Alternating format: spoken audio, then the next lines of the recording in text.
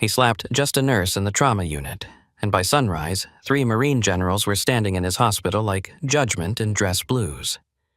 But this story is not really about the slap. It is about the moment power mistakes kindness for weakness, and what happens when the woman everyone overlooks turns out to be the one person the wrong men should have feared. Picture Savannah after midnight. Rain claws at the ambulance bay windows. The ER smells like bleached diesel and blood. A 17-year-old boy is fighting for air, while a billionaire in a tailored coat demands attention for a donor with a scratch. If you have ever watched money talk louder than truth, this story will hit somewhere deep. Stay with me, because this is a story about loyalty, buried history, and the price of touching the wrong soul. Before we begin, like the video and comment where you're watching from.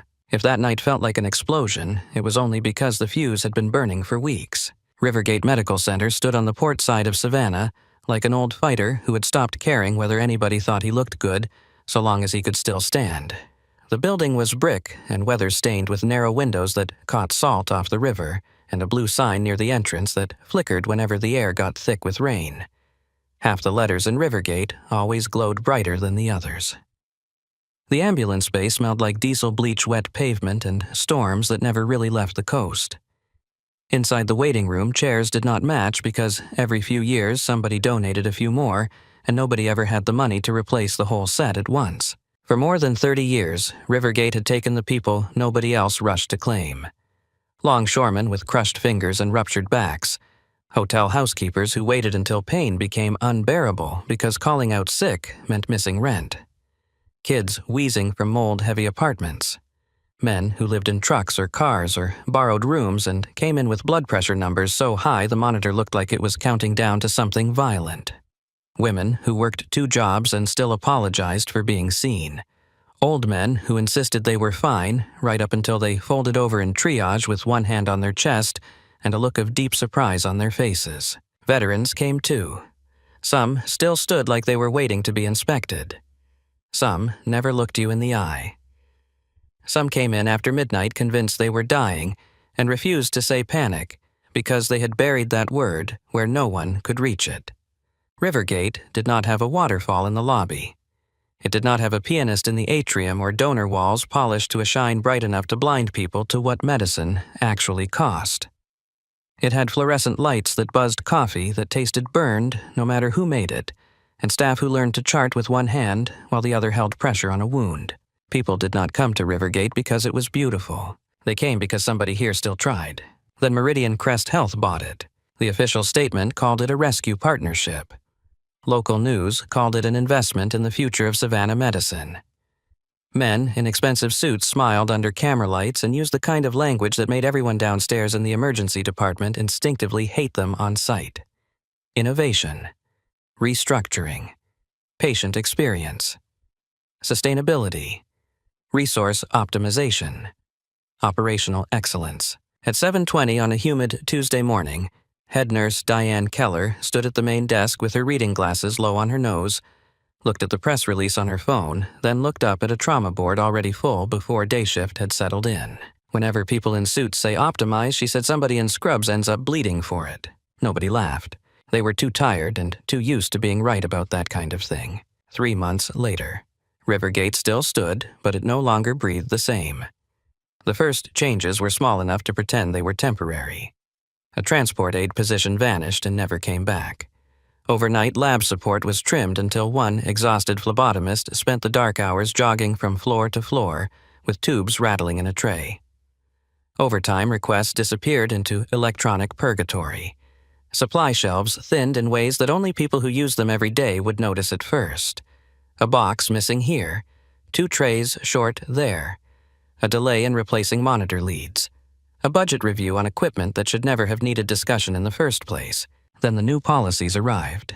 They did not call it donor priority. They called it premium pathway access. They did not call it rich people first. They called it service alignment. They did not call it rationing. They called it inventory accountability. The language was clean, polished, bloodless. The effects were not. Within 48 hours, everyone in the emergency department understood the translation. Patients with premium insurance were greeted by name if the right person was watching. Certain families got moved faster toward imaging. Certain donors never sat in plastic chairs for long.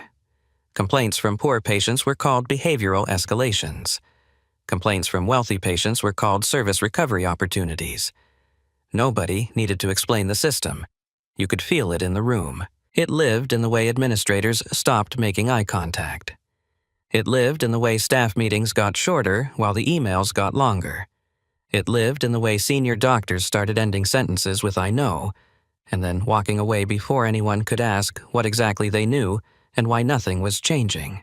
And in the middle of all of it, working nights with the stillness of someone who did not need permission to be competent, was Rowan Hale. At 34, Rowan had become one of those people hospitals quietly revolve around.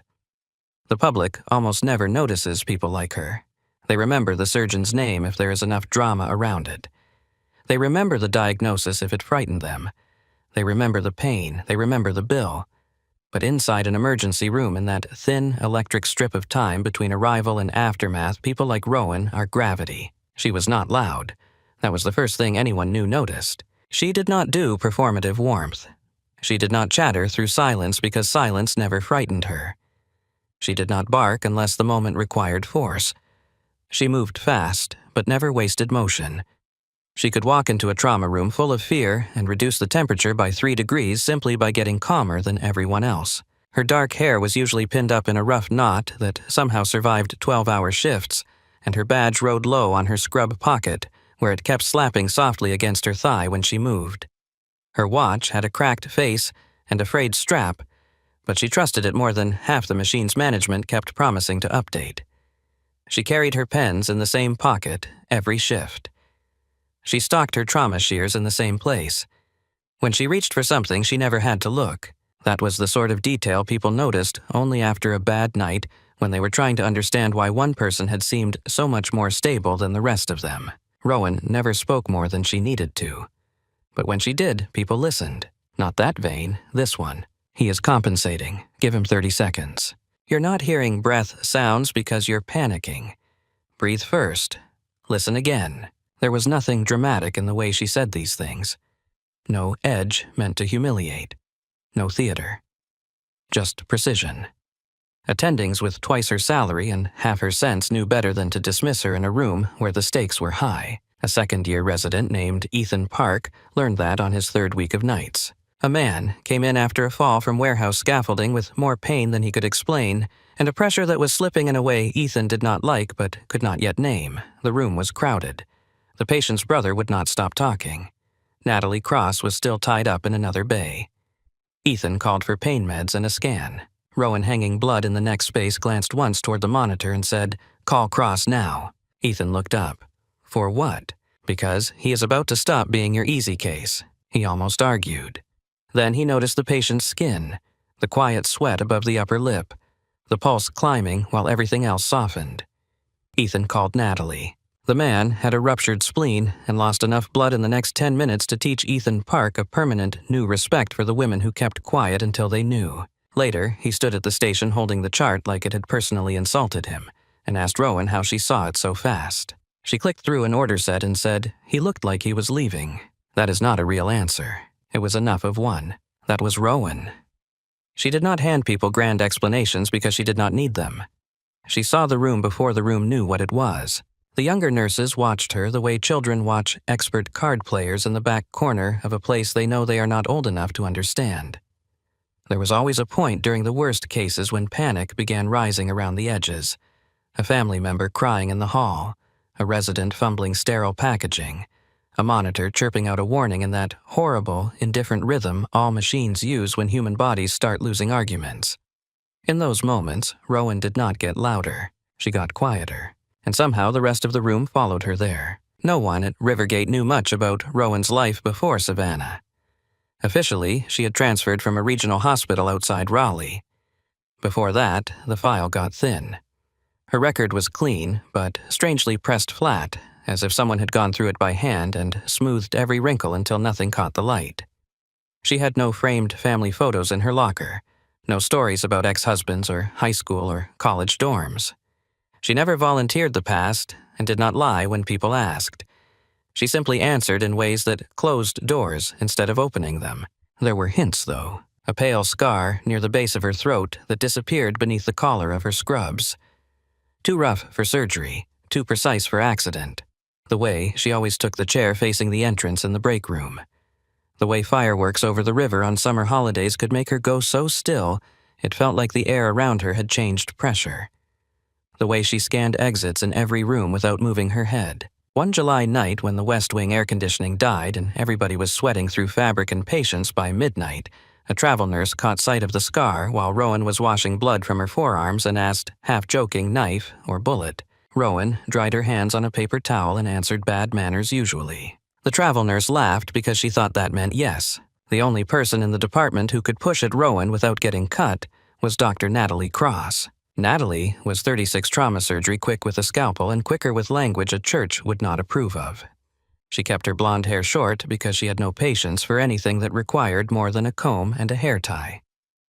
She came from an old family in Charleston full of lawyers and political donors, and had disappointed them all by becoming the kind of surgeon who missed holidays and ate standing up. She was brilliant, foul-mouthed, when tired devastating in an operating room and deeply allergic to administrative nonsense. She and Rowan had become close the way hospital people often do not, through planned intimacy, but through repetition, blood, and exhaustion. They had survived enough nights shoulder to shoulder that trust had arrived before either woman had named it.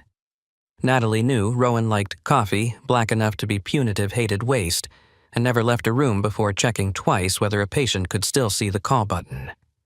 Rowan knew Natalie slept badly, read operative reports in bed, and used sarcasm like body armor. One Thursday at 3 a.m, after a pediatric code that ended wrong in the exact way those cases always end wrong. Natalie found Rowan outside the ambulance bay under the yellow security light. Humidity clung to everything. The river smelled metallic. Rowan was leaning against the wall holding a paper cup of coffee from the vending machine like it had offended her ancestors. Natalie stopped beside her. Do you want the honest version or the professional version? Those are supposed to be the same. They never are. Rowan took a sip, grimaced at the taste, and looked out toward the street where a city bus hissed at the curb in the dark. Then give me the honest version. Natalie stared at the bay doors. I hate that kids come here so broken, and I hate that half the time all we get to do is choose the order they lose things in. Rowan said nothing for a long moment. Then, quietly, I know. Natalie looked at her profile, the line of her jaw, the scar that was not visible unless fabric shifted just right. You ever think about leaving this place? Every week. So why don't you? This time, Rowan took longer. Through the glass, they watched Megan Price comfort the mother of a feverish toddler, while Ethan Park searched the desk for a form he had misplaced 3 minutes earlier and already looked ashamed about. Because somebody has to stay, Rowan said.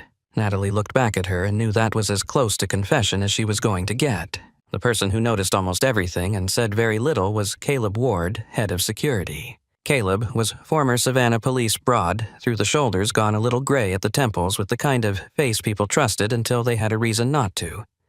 He knew which waiting room fights could be talked down and which ones needed backup. He knew which psych holds should never be approached from the left. He knew every dead camera angle in the building and exactly how often administration denied requests to fix them.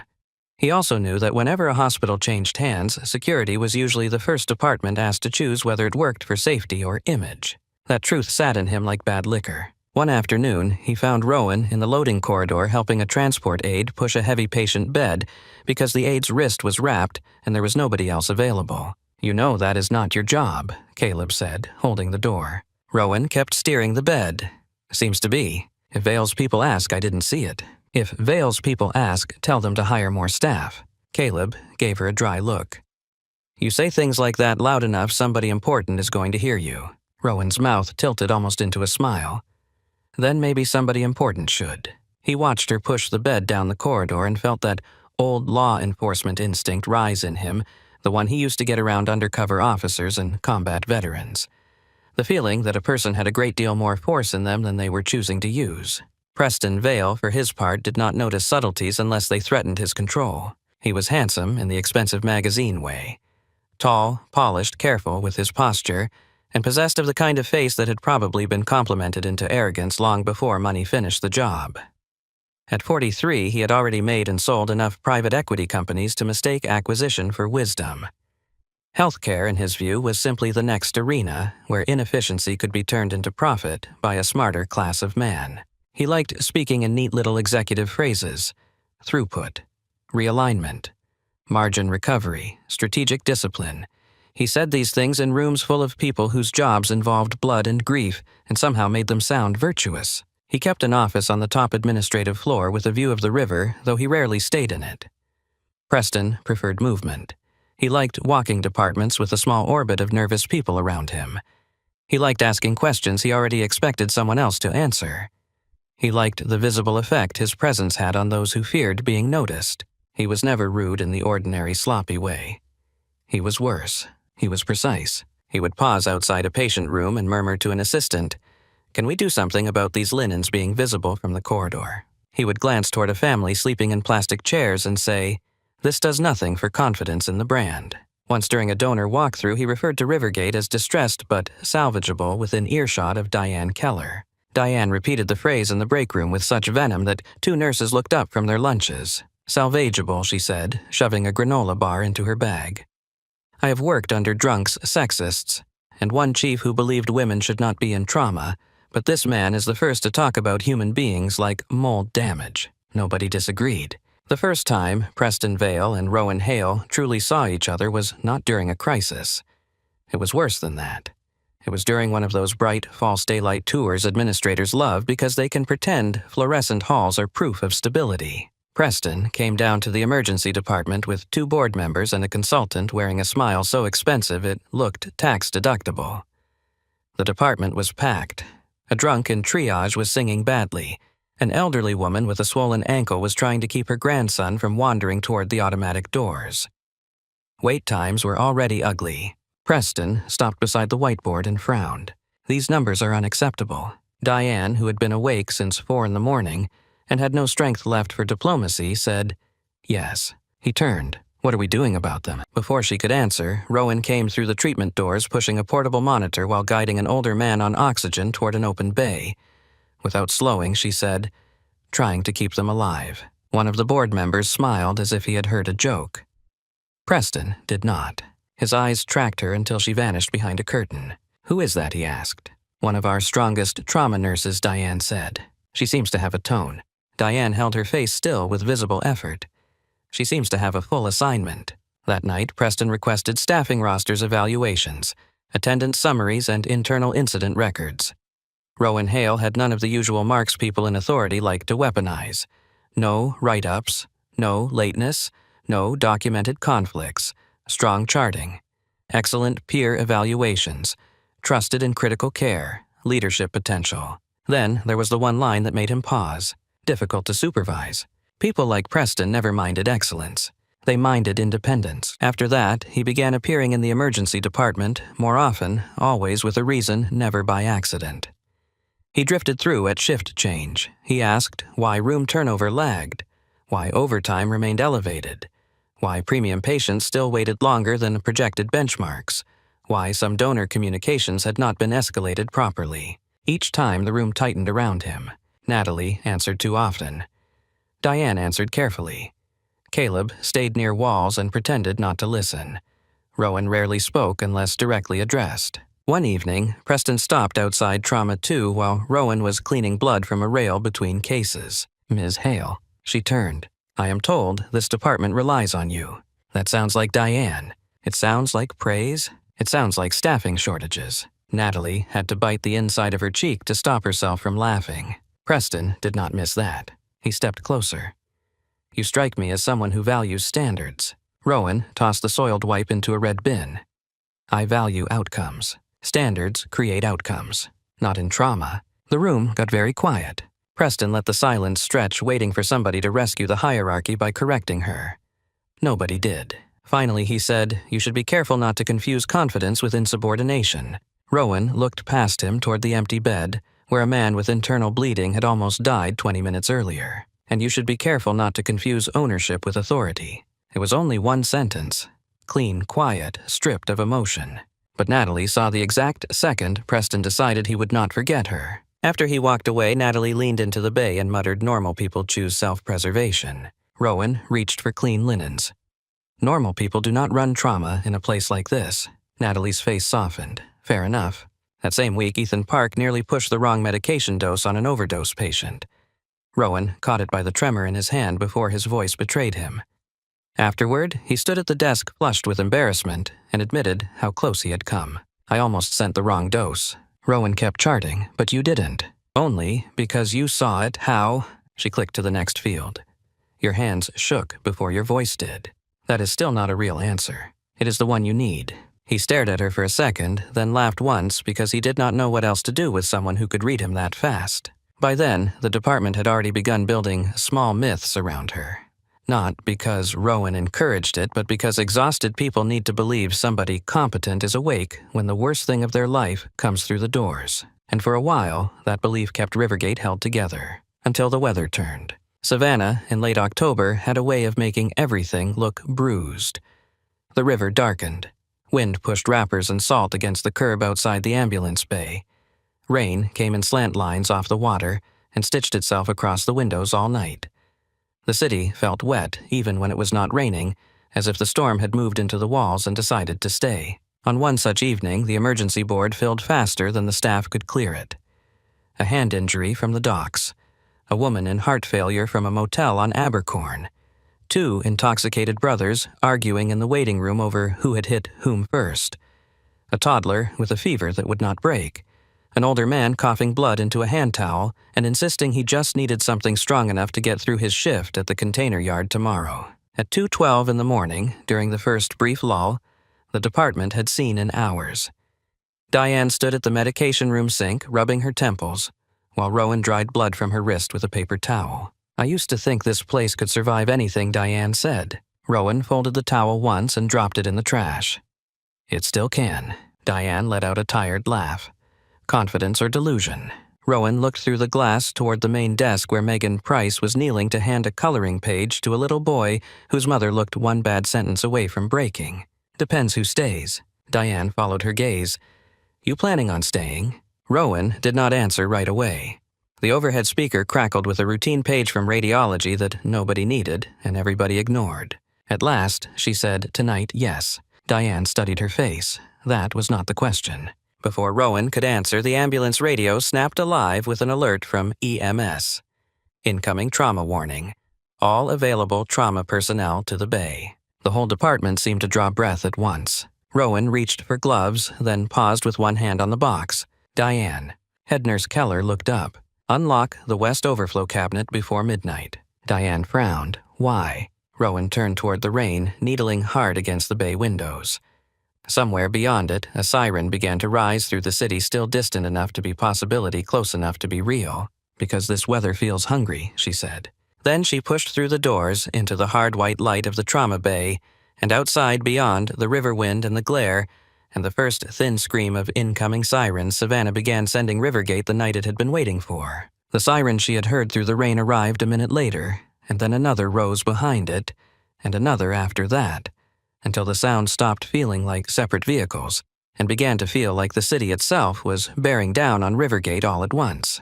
The first ambulance hit the bay at 11:41. By 11:47 there were 4. By 11:52 the radio traffic had gone from strained to feral. A fuel tanker had jackknifed on Interstate 16 in the storm and turned 2 lanes into twisted steel-burning rubber and screaming glass.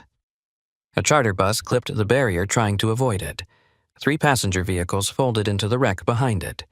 1 SUV rolled. 1 sedan spun broadside and peeled open against the rail.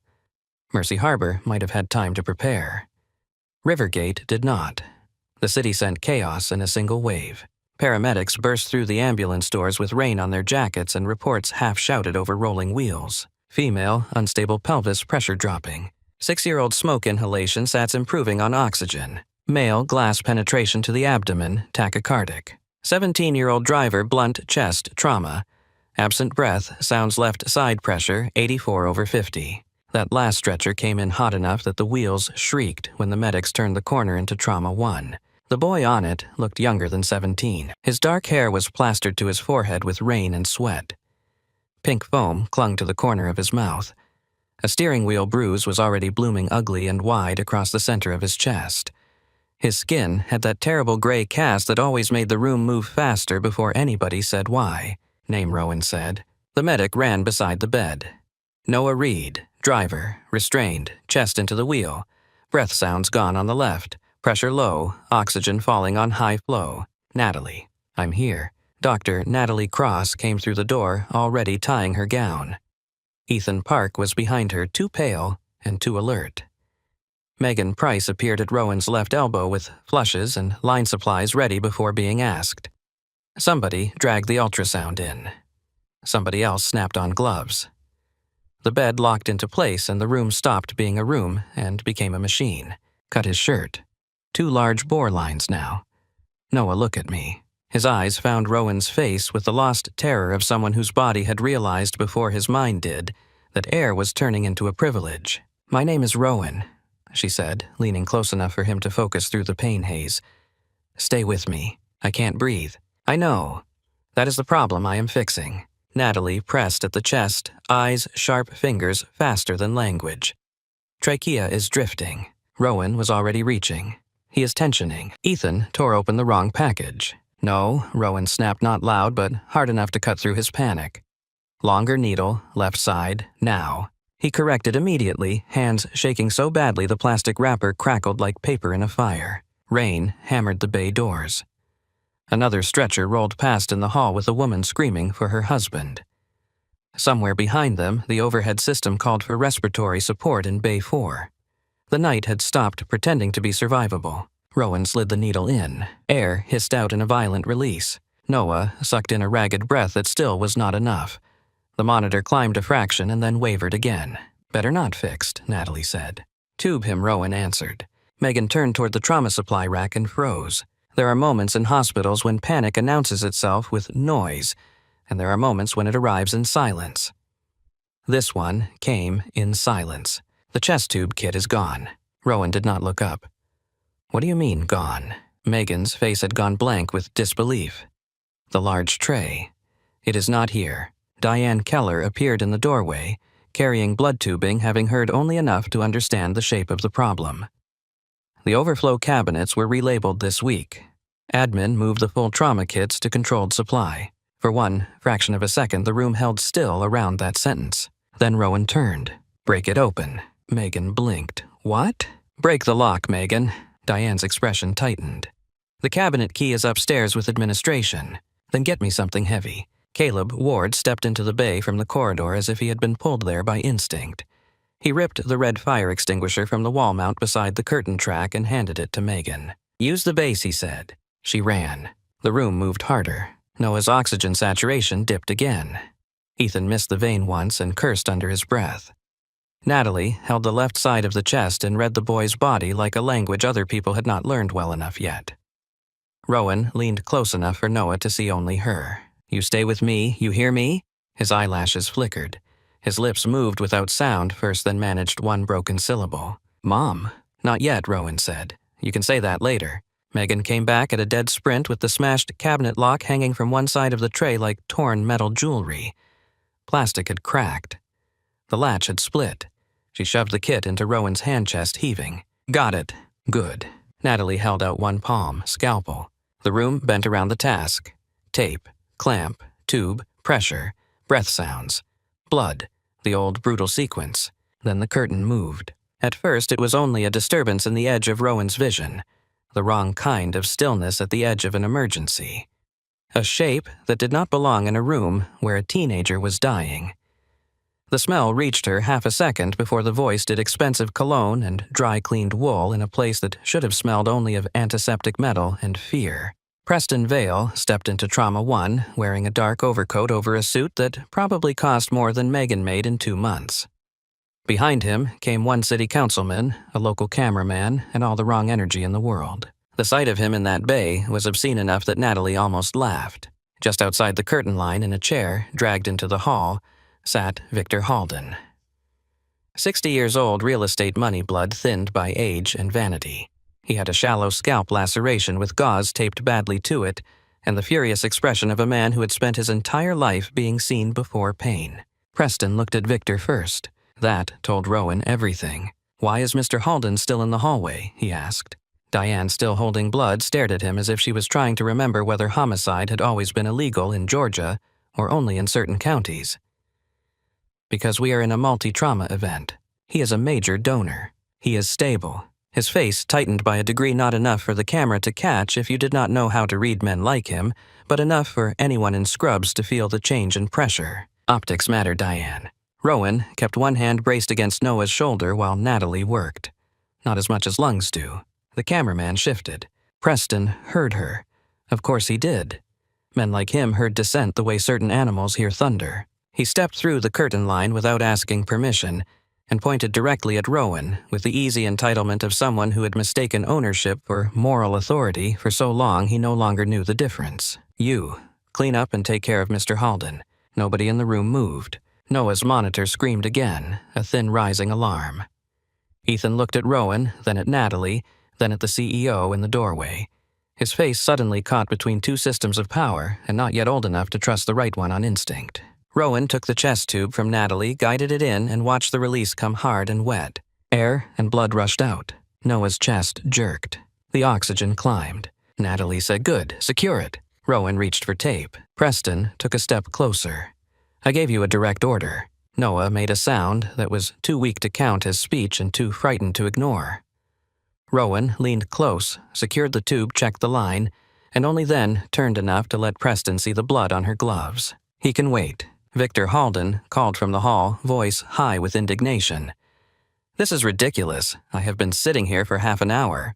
Without turning her head, Rowan said, "Then congratulations. You are still breathing." The city councilman looked away.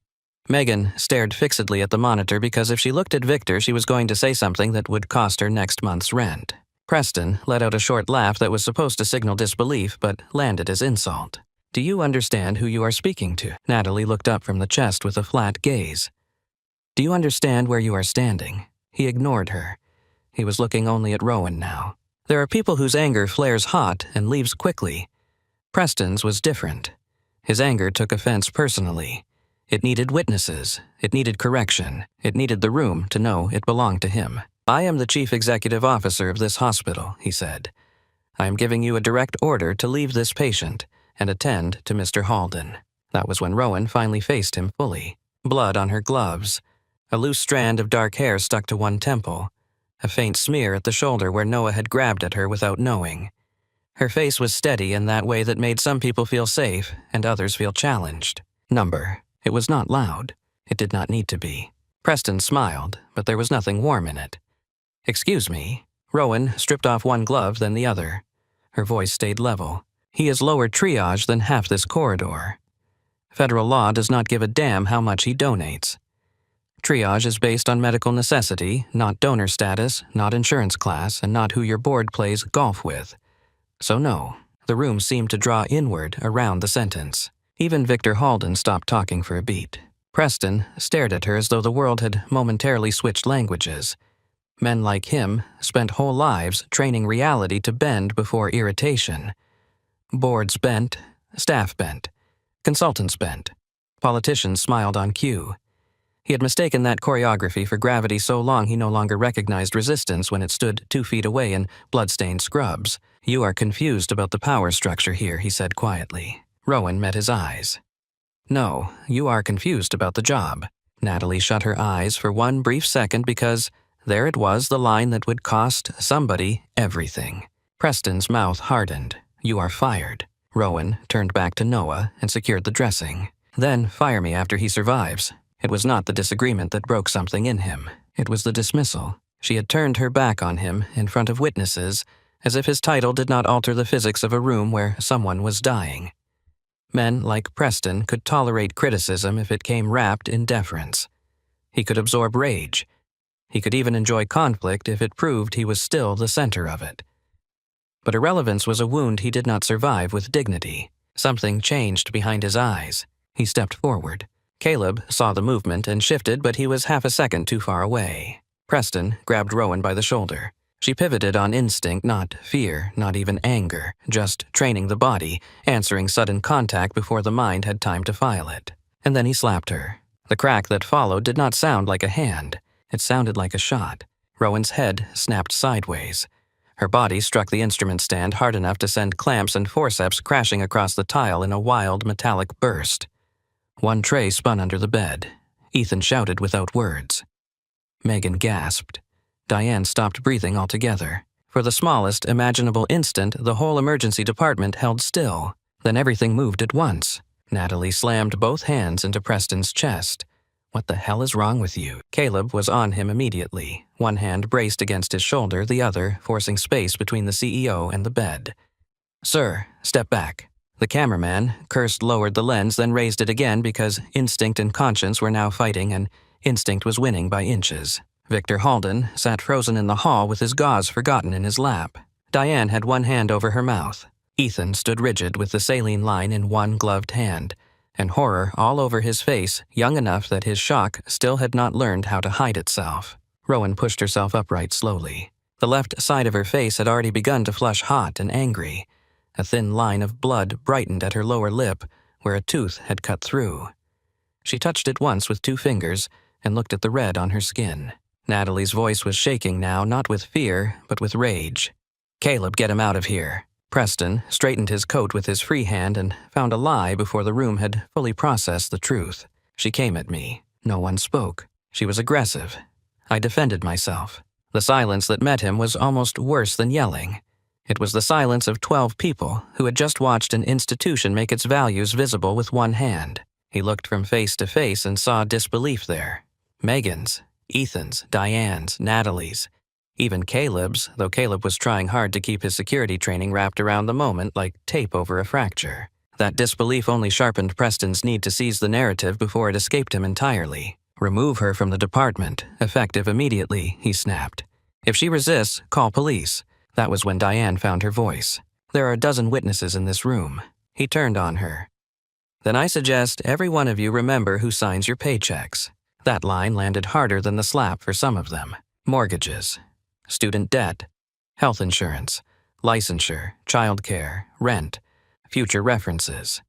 Hospital people carried entire lives in those vulnerable spaces employers learned to threaten without naming. Everyone in the bay understood exactly what he meant. Caleb's grip tightened. "Sir, you need to step outside." Preston jerked free. "Do your job." Caleb did not move. For one long second, he and Rowan looked at each other. Natalie saw shame pass over his face like a shadow. Rowan finally lifted her gaze from the blood on her fingers and looked at Preston Vale. There was no humiliation in her expression. No plea. No open fury. Only a calm so deep it made the air in the room feel wrong. "You have no idea what you just did," she said. Her voice was soft enough that the cameraman leaned slightly to catch it. Preston gave a brittle laugh. "What I did was terminate an employee." Rowan reached to her scrub pocket, unclipped her badge, and dropped it. It landed face up on the tile between them near a crescent smear of blood. "No," she said. "You put your hands on the wrong woman." A chill moved through Natalie so sharply it felt physical. Rowan turned back to Noah. His oxygen was better now. The pressure had come up a little. He was still alive, still on the edge, but no longer slipping in quite the same direction. She looked at Natalie. Tube is seated. Breath, sounds should be back on the left. If the pressure falls again, check the abdomen. Natalie swallowed hard. "Rowan, do not leave." But Rowan was already peeling off the rest of her gloves. There was blood on the front of her scrub top, on her wrist, on the side of her mouth. She did not look defeated. She looked finished with tolerance. Diane stepped forward. "We can call the police. We can report this. We can call the board."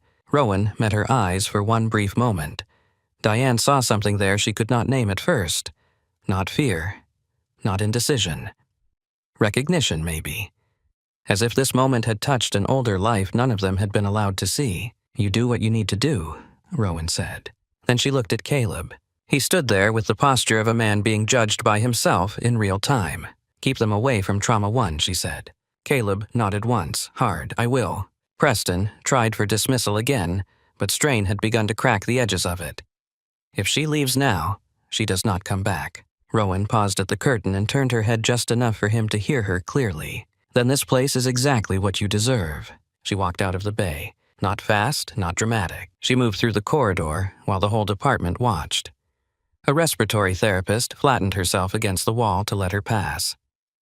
A woman in the waiting area stopped crying long enough to stare at the bruise forming on Rowan's face. Two paramedics hauling in another patient slowed for the briefest beat and tracked the blood at her mouth before forcing themselves onward, because emergencies do not honor private catastrophes. Natalie took one step to follow. Noah's monitor chirped a warning. Duty caught her by the throat and dragged her back to the bed. "Bag him," she barked, voice rough now. "Now." Behind her, Rowan kept walking. Past triage. Past the vending machines with the broken spiral where chips always jammed. Past the family room, where a man slept upright with both hands wrapped around a paper cup gone cold. Past the old employee bulletin board with faded thank you cards pinned along one edge. One of them had Rowan's name on it from a Christmas 2 years earlier. "Thanks for staying late. Could not have made it through without you." She did not look at it. At the front entrance, the security officer behind the desk straightened when he saw her face, and then wisely said nothing at all. The doors opened with a hydraulic sigh. Cold air hit the swelling heat in her cheek and turned it sharp. Outside, the storm had teeth. Rain swept across the parking lot in silver sheets under the ambulance lights. Traffic hissed on the avenue beyond. Somewhere behind her, another siren was climbing toward the hospital, and every instinct she had was still tuned to turn back, not leave. But turning back would have meant a different kind of violence, and she knew that with a clarity that frightened her. She walked down the cracked sidewalk past the smoking area with its overturned plastic ashtray. Past a dead patch of landscaping no one had touched since Meridian Crest had taken over. Past the side lot where salt had eaten the paint off the lower railings. She did not stop until the hospital glow dimmed behind her, and the noise of the city rose enough to blur monitors' shouted orders and the sound of a man's hand connecting with her face. At the corner under the shallow awning of a closed bait shop, she finally stood still. Rainwater poured from the metal edge in hard, bright ropes. She pressed her tongue once to the cut inside her lip. Then she touched the bruise spreading along her cheekbone and jaw as if testing whether the pain belonged only to the present or had reached further back than that. For a long moment, she stood there with one hand against her face, letting the rain and the city and the cold decide what anger could not. Then she reached into the pocket of her scrub top and pulled out her phone. The case was cheap black plastic. Corners cracked. Screen spidered faintly near the lower edge. It looked like what it was supposed to look like, a nurse's phone, practical and forgettable. The software buried beneath that ordinary surface was neither of those things. Her thumb hovered over the screen for one breath. Then she touched a blank point in the lower right corner and held it there until the display changed. The home screen vanished. In its place came a dark field with no icons, no carrier name, no visible clock. Just a waiting prompt and a line for 12 digits. Rain streamed from the awning hard enough to blur the street beyond into silver streaks. Rowan entered the sequence from memory.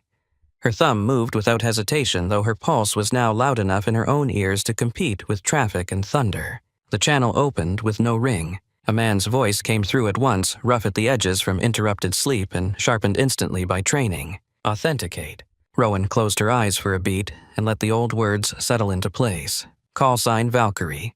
Delta 7, Raven 9. There was no static on the line. No confusion.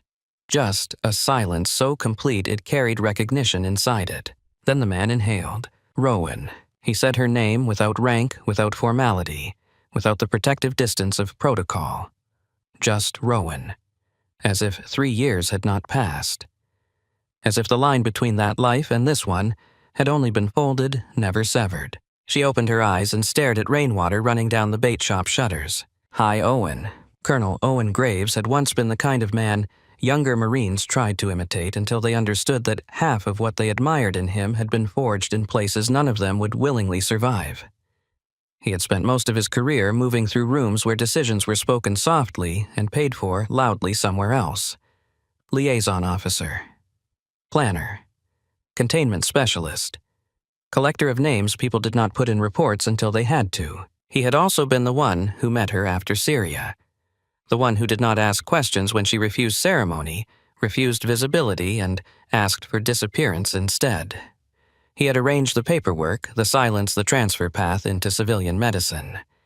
He had been the one who told her very quietly that one line would remain open if she ever needed it. Now his voice lost the last trace of sleep. "Where are you? Savannah. Are you wounded?" Rowan looked down at the blood mixed with rainwater on her knuckles.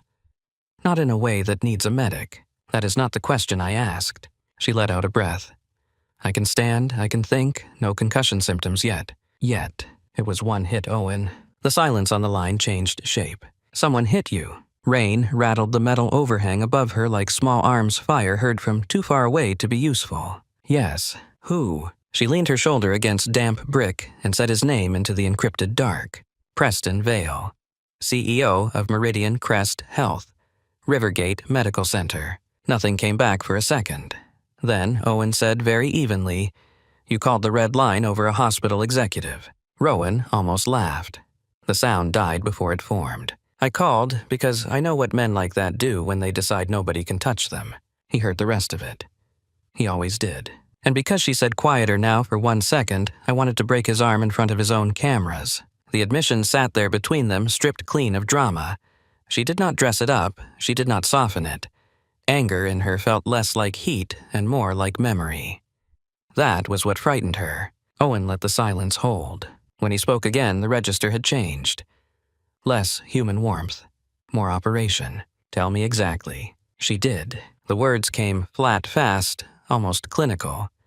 Mass casualty, teenage driver, tension pneumo, locked chest tube kit, donor in the hallway. Vale walking into the bay with a cameraman. The order, her refusal, the slap. Owen did not interrupt once. Only when she finished did he ask witnesses, 12 at least. Trauma team, security. 1 councilman. 1 cameraman. Video. Not clean from inside the room. Maybe corridor. I do not know. Hospital administration knows. He was already drafting the lie before the sound stopped. That pulled the smallest exhale from Owen. Not amusement. Recognition. Of course he was. A truck rolled past through the rain and cast white water across the curb. Rowan watched it stripe the street and felt the cut inside her lip open slightly again. "Do not go home," Owen said. Her jaw tightened. "You think he would send someone?" "I think wealthy men panic in expensive ways." That did almost pull a smile from her. Almost. "Find Wall's cameras and a second exit," he said. "Do not use a rideshare. Do not answer unknown numbers. Do not go anywhere routine. I know a diner." Good. She shifted the phone from one hand to the other.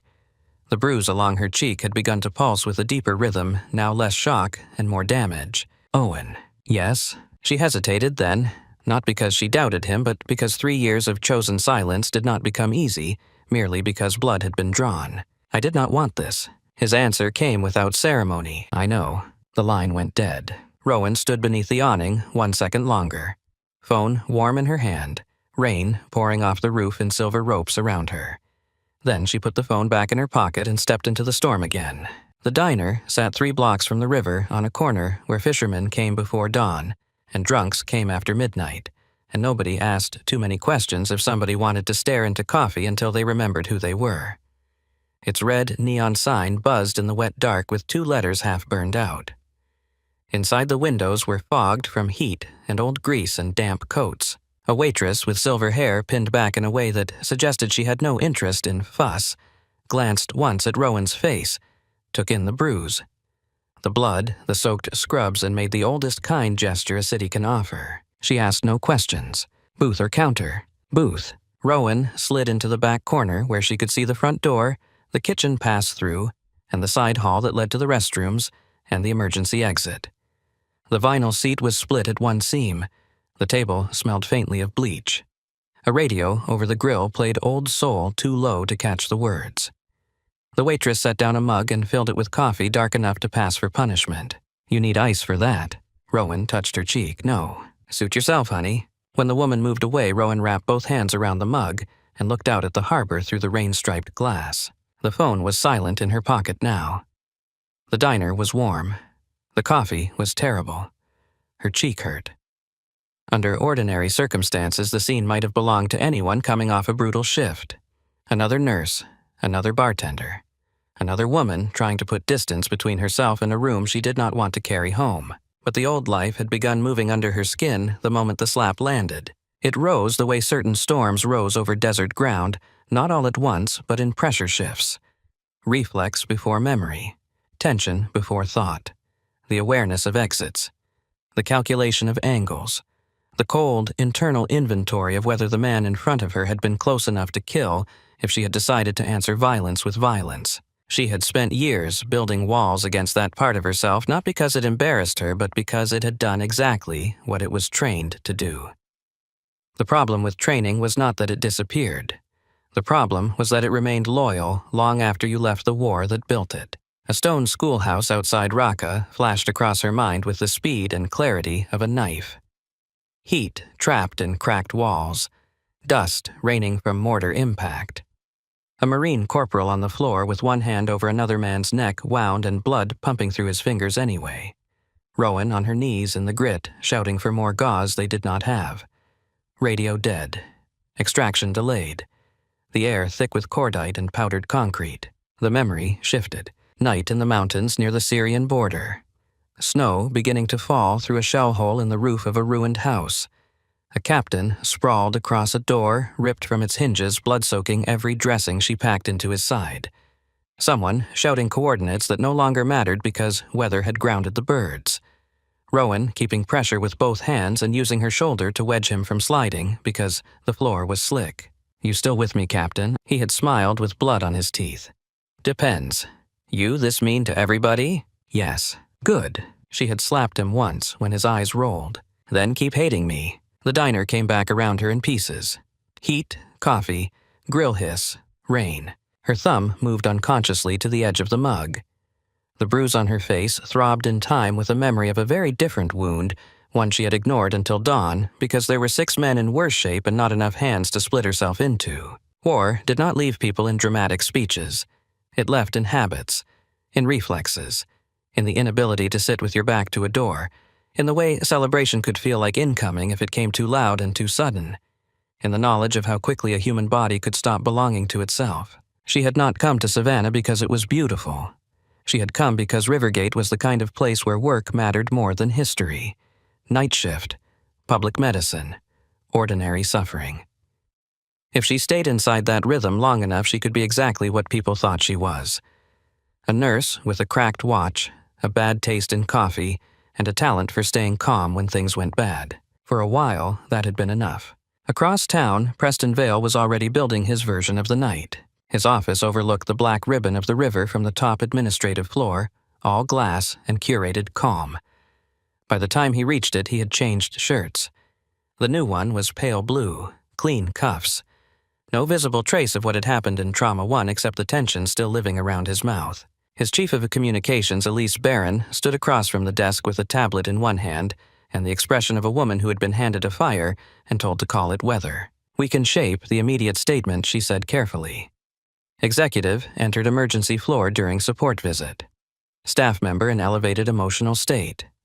Verbal exchange escalated. Physical contact unclear. Preston poured scotch into a glass with enough steadiness to insult everyone else in the room. Not unclear. Elise did not answer. He looked up.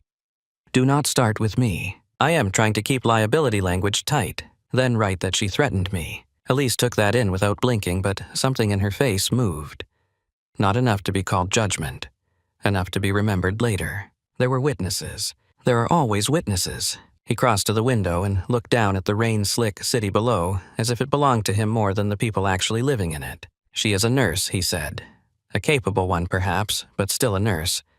She humiliated leadership in front of donors, city officials, and a camera during an active crisis. That is the story. And if footage appears, it will not appear in any form that damages us. The calm in his voice had returned now, the polished kind that had carried him through acquisitions, layoffs, and negotiations where other men mistook confidence for legitimacy. He turned back to the room. "Prepare severance offers with confidentiality agreements for every staff member in that bay. Full-time personnel only. Enough money to feel generous. Enough legal language to feel memorable."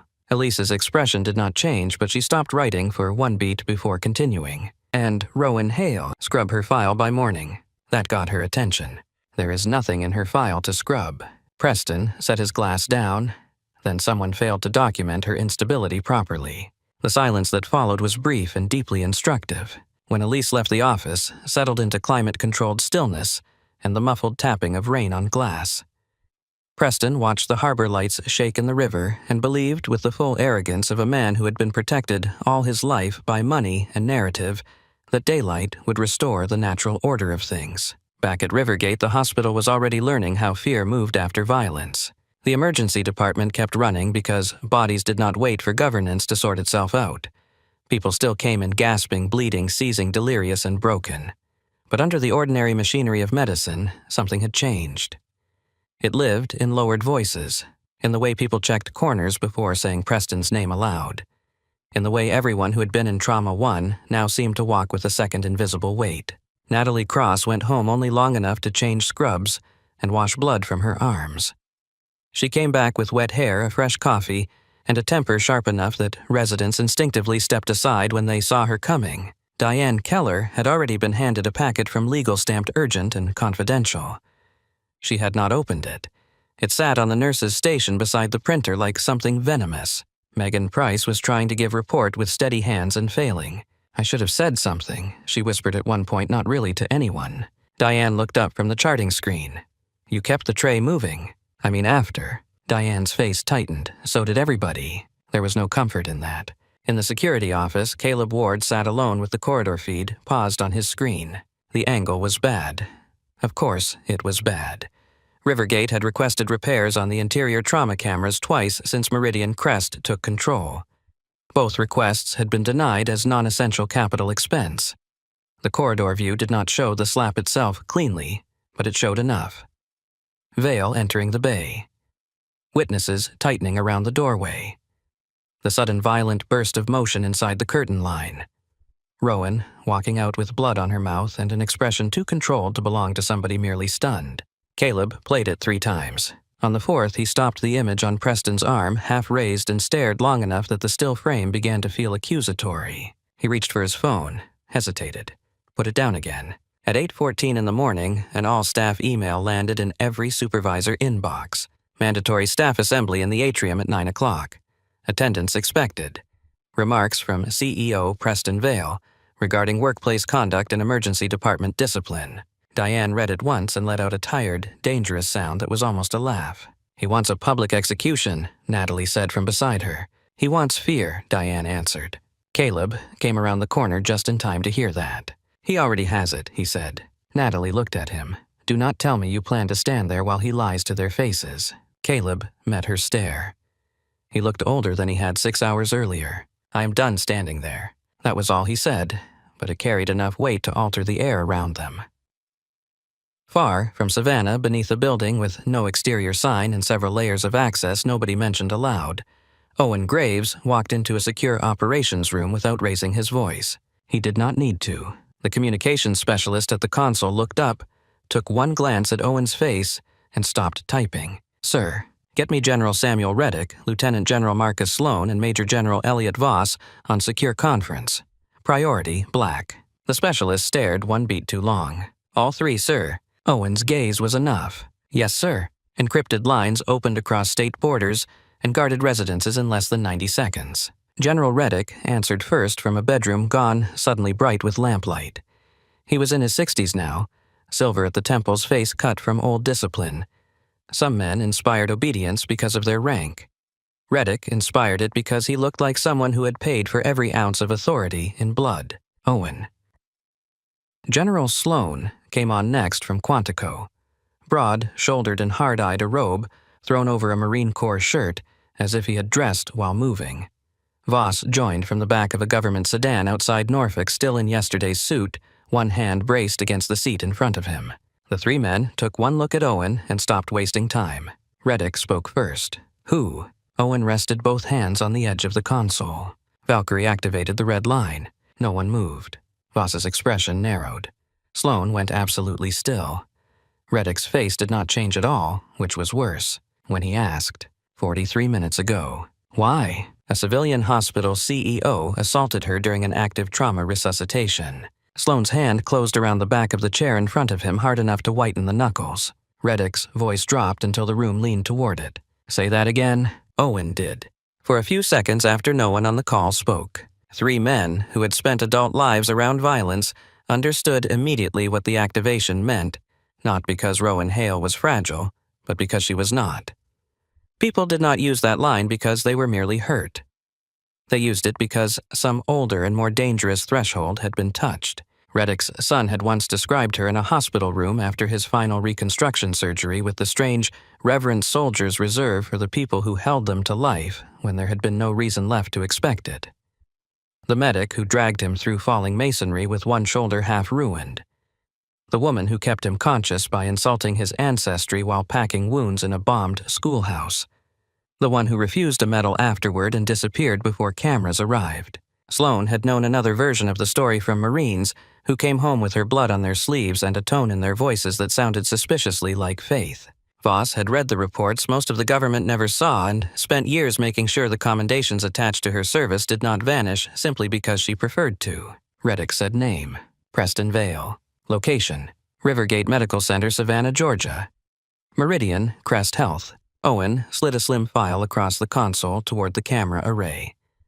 Preliminary financial review is already underway.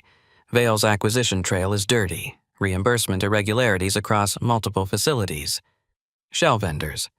Supply restrictions and emergency settings tied to balance sheet manipulation. Labor coercion. Record alteration.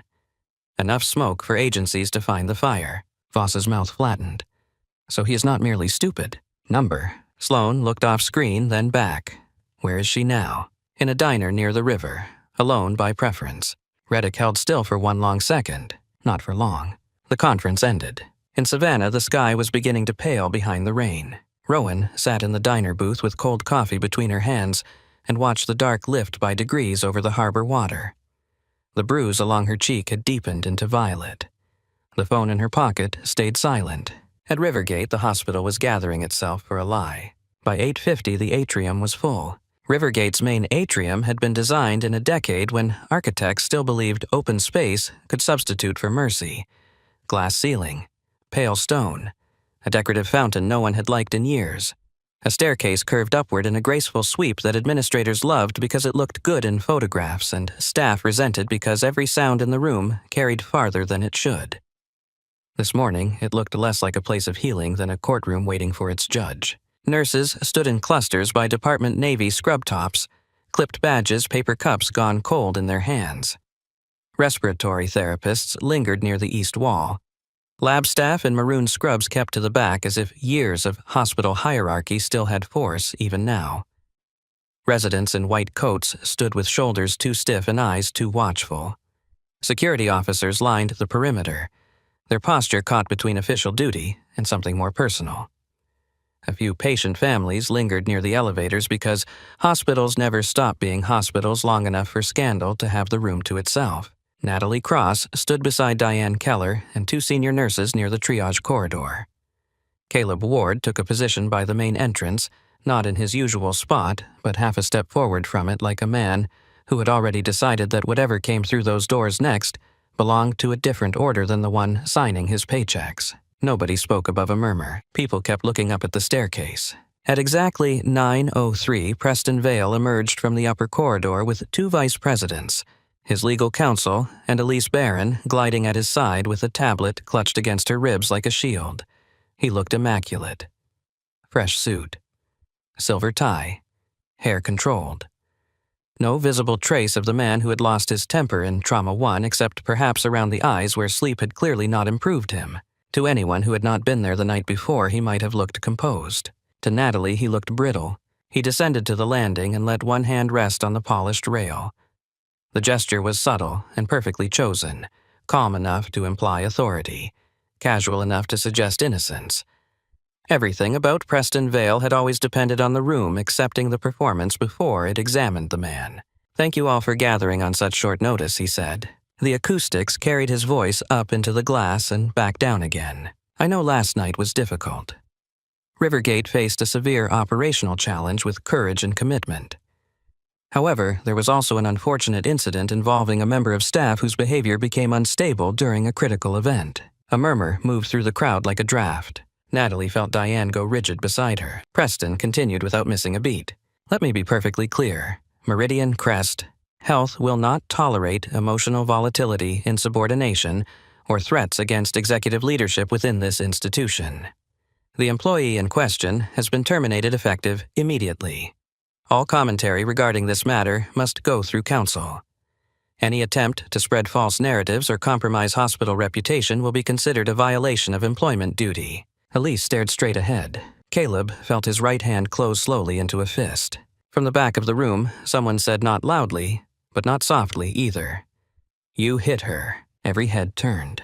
It was Megan Price. She looked pale enough to disappear, but her chin was up, and her eyes were fixed on Preston with the expression of someone who knew fear had already done its worst and was tired of letting it negotiate. Preston's gaze found her. "I suggest," he said, each word laid out with lawyered precision, "that you be very careful with allegations you cannot substantiate."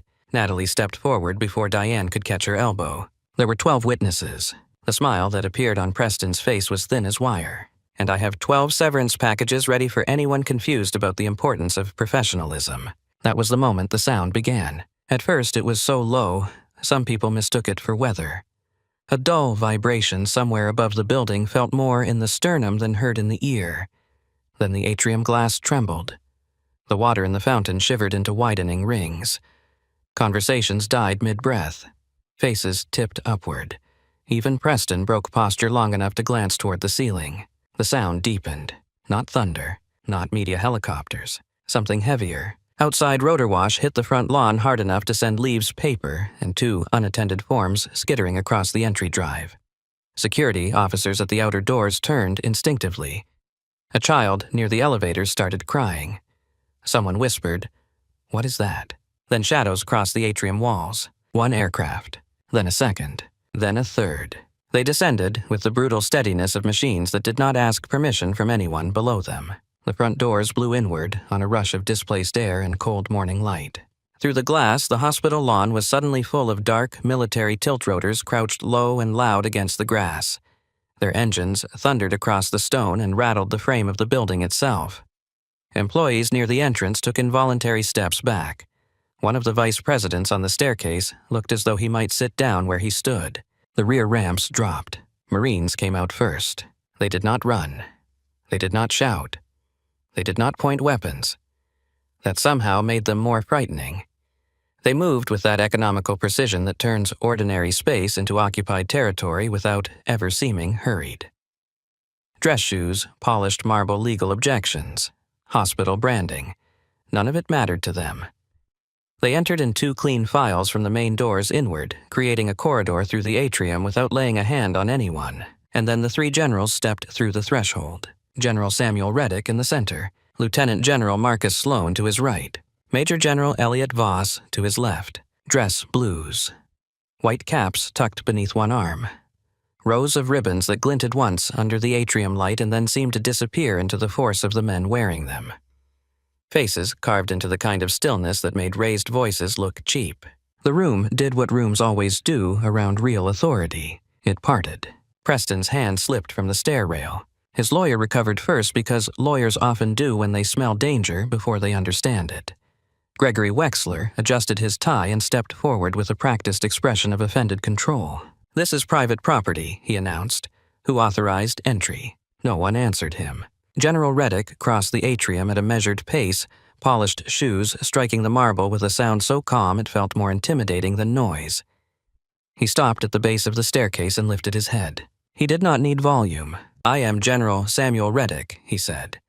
"This is Lieutenant General Marcus Sloan and Major General Elliot Voss. We are not here for your property, Mr. Vale." He took 1 step up. "We are here because last night you put your hands on Rowan Hale." Something visible changed in Preston's face. Not all at once. By degrees. First confusion, then disbelief, then the first spreading edge of realization that he had made a mistake too large for money to solve quickly. He tried anyway. "I have no idea what personal matter you believe this is, General, but Rivergate is a civilian institution. You cannot enter with military personnel because of some disgruntled employee." Disgruntled, Sloan repeated. He did not raise his voice. He did not need to. The single word came out slow enough to make half the room lean toward it, as if he had just placed something rotten on the floor and invited everyone to smell it. He looked around the atrium, once taking in the staff the legal packets, the tired faces, the fear still hanging in the air like smoke. You strike a trauma nurse in front of witnesses and call her disgruntled. Preston shifted his weight.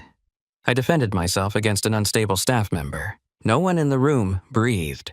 Reddick did not visibly react, but the temperature in his gaze dropped so sharply that Natalie felt it from 20 feet away. Beside him, Elliot Voss opened a leather folio and withdrew several sheets thick stock Federal SEALs signatures that meant something to everyone and comforted no one.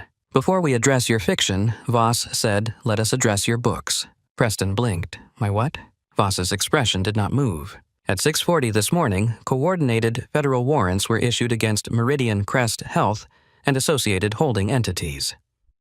The warrants cover financial fraud, unlawful reimbursement practices, destruction of oversight records, labor coercion and criminal negligence tied to emergency supply restrictions in multiple facilities. Silence dropped over the atrium like a curtain.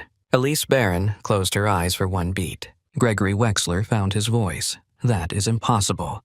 You have no jurisdiction over a private healthcare corporation. Voss looked at him with the patience one reserves for weather complaints during a flood.